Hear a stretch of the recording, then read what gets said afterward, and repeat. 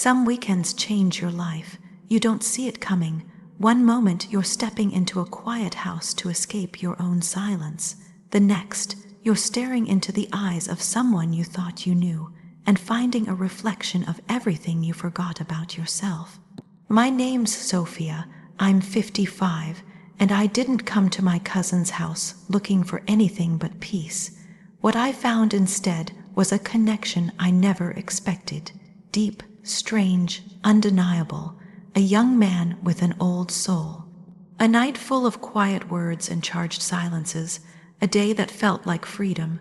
Some stories unfold where you least expect, and sometimes they make you feel alive again. If you've ever needed a second chance at feeling something real, this story is for you. Like, subscribe, and stay until the end. This one might just stay with you forever. Welcome to my channel. My cousin Linda always said her house had a personality of its own. Not haunted or spooky, nothing like that. Just lived in, a little chaotic in the most comforting way. The kind of house where you could kick off your shoes, sink into a squishy armchair that had definitely seen better days, and breathe again. That's exactly what I needed. I was 55, recently divorced. The split wasn't ugly, just hollow. We were kind but cold. It left me walking through my home like a ghost, running my fingers along picture frames and wondering when the laughter had disappeared. The kids were grown, gone, off chasing their lives while mine stood still. So when Linda offered me a weekend at her house while she and her husband Tom went on an anniversary trip, I packed my bag before she could even finish the sentence. Their home was nestled along a quiet, tree-lined street. A part of town that felt like it belonged in a softer time, where you could still smell jasmine in the air and hear wind through the leaves. It was nothing like my suburban cul-de-sac, where everything was trimmed and proper and silent. Here, the air was thicker with something real. Inside, I was greeted by the joyful clutter of Linda's life. Pictures of her boys lined the walls, gap-toothed grins, graduation gowns. The youngest, Leo, was still in college. That thought always made me feel something, envy maybe. There was still so much life buzzing through her house, while mine felt like a museum of a life that had already passed. That first night, I let the silence wrap around me, not the lonely kind I was used to, but the kind that held you gently. I wandered the garden, wild with herbs and colors, drank iced tea on the porch swing, read a book I'd been meaning to finish for months.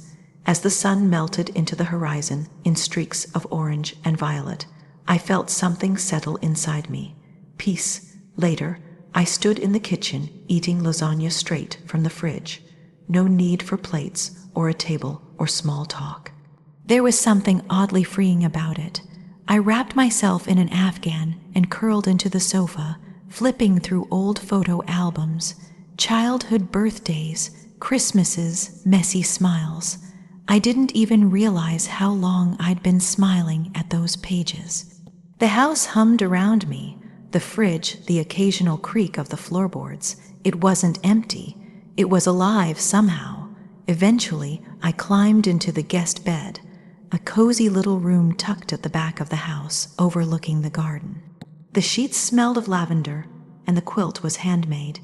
It didn't take long for sleep to find me. I was out before I could even think. But then, sometime deep in the night, I woke, not from a sound exactly, but from the feeling that the air had changed. A soft thud downstairs, then a door clicking shut. My heart kicked once, twice. Maybe Linda and Tom had come back early, then footsteps, slow, measured, coming up the stairs. Something tightened in my chest. I sat up in bed, holding my breath. The footsteps stopped outside my door. Silence. Then the doorknob turned, slowly, carefully.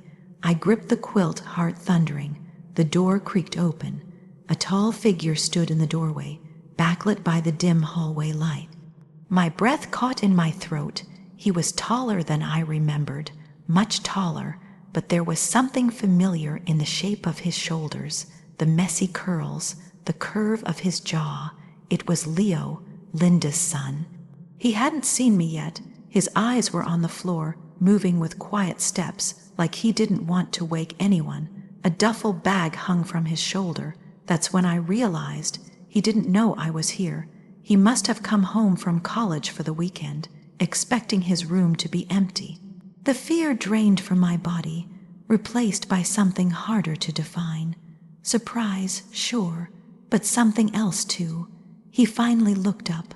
Our eyes met, and in that moment, everything shifted. I saw recognition in his face, followed by the rush of embarrassment that flushed even under the hallway shadows. "Aunt Sophia," he whispered, his voice low, unexpectedly deep.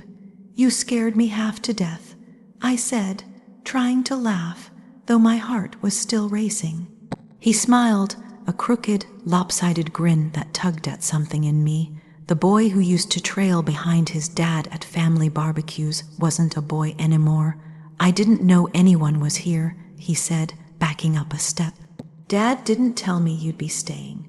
They went on a little trip," I said, pulling the quilt up. "I'm just house-sitting." He stood in the doorway, scratching the back of his head, that duffel bag still hanging from his shoulder. A white t-shirt clung to his frame. He had the kind of build that surprised you, broad but not loud about it, quiet strength. "Well," he said with a chuckle, "this is awkward." I laughed softly, a little. He shifted his weight. "I was just gonna crash here for the night. I've got an early class on Monday. Didn't want to drive all the way back tomorrow." "Of course," I said, already moving to swing my legs out of bed. "This is your room. I'll take the couch." "No," he said quickly, stepping into the room. "Don't be silly. I'll sleep on the sofa. I've done it a million times." We stood there in the middle of the night, like two strangers who knew everything and nothing about each other. Then came the flicker. Not just awkwardness, not just politeness, a connection in the way he looked at me, not just as Aunt Sophia, but as a woman. And in that moment, something opened up inside me, something that had been shut for a very long time. "It's a big bed," I said quietly, my voice steadier than I expected. "As long as you don't snore." That grin again, no promises. He dropped his bag by the door and walked to the other side of the bed. When he sat down, the mattress dipped and my pulse danced. His scent, a mix of soap, sweat, and something purely him, filled the space between us. We lay there staring at the ceiling. Then in the quiet, his voice came. "How have you really been, Aunt Sophia?" It wasn't the casual "how are you" people toss out of habit. There was weight in it, intention. I turned to face him. "I've been okay," I said, quiet. "Life's been quiet." He nodded, his eyes soft. "Mom told me about the divorce. I'm sorry. It was for the best," I said, and I meant it. "We just grew apart." He was quiet a moment, then said, "I see it all the time. My friends' parents, living in the same house but in different worlds." His words struck something in me. He was young, but not naive. There was an old soul behind those eyes. We talked for hours about his classes, his photography, the pressure he felt to figure out his life. I told him about the emptiness in mine. How the silence at home wasn't peaceful. It was loud in its own way. He listened, he truly listened, and somewhere between words and shadows, his hand found mine. Not romantic, not dramatic, just human. Real, warm, his fingers laced through mine and stayed there, and for the first time in years I felt seen, not as a mother, not as someone's ex-wife, just as me. He fell asleep with his back turned gently toward me, still holding my hand. And I stayed awake a little longer, smiling in the dark. I woke to the smell of coffee, not the store, bought kind, but something rich, fresh, real. The bed beside me was empty. For a moment, I thought I had dreamt it all. The conversation, the warmth, the hand in mine. But then I saw his duffel bag still by the door, and a folded note on the nightstand. "Went for a run. Coffee's in the pot. It was really nice talking to you last night." "Leo," I smiled. It was real, all of it. I made my way downstairs in my robe. The morning light poured through the windows. The house felt alive. The scent of coffee hugged me like an old friend. He walked in a few minutes later, flushed from his run. shirt damp with sweat, hair tousled from the wind. "Morning," he said, flashing that grin. "Morning," I replied, warmth blooming in my chest. "Thanks for the coffee, it's perfect." We stood in the kitchen sipping quietly. It felt natural, easy, like we belonged there. "So," he said, leaning against the counter, "got plans today?" "I was just going to read, maybe nap," I said. He wrinkled his nose, boring. I raised an eyebrow. "Oh yeah, got a better idea. There's a little town up the coast," he said. "Great diner, best milkshakes you've ever had." He paused. "Come with me." A part of me hesitated, but the part that had held his hand under moonlight said yes before I could stop myself. "Okay," I smiled. "You're buying the milkshakes. Deal."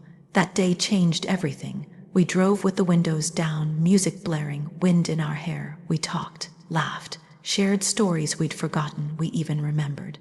At the diner, we drank thick, perfect milkshakes. He took photos of the light, the beach, the way the ocean caught the sky. And when he turned his lens to me, I didn't flinch. Because for the first time in forever, I didn't feel like a woman past her prime. I felt alive, beautiful, seen. We watched the sun set from the porch, side by side. "Thank you, Leo," I said softly, "for today, for everything." He looked at me with that same serious expression from the night before. "No," he said, "thank you, Aunt Sophia. I needed this. So did I." And as the sun dipped below the trees, I knew something deep and certain. My story wasn't over. It was just beginning. If this story touched something inside you, if it reminded you that even quiet lives can still hold wild beauty, then don't leave just yet. Like, subscribe, and share this with someone who needs to believe that hope can find us when we least expect it. Sometimes it walks right through the door. Sometimes it takes your hand in the dark. I'll see you in the next story. Until then, keep your heart open and your porch light on.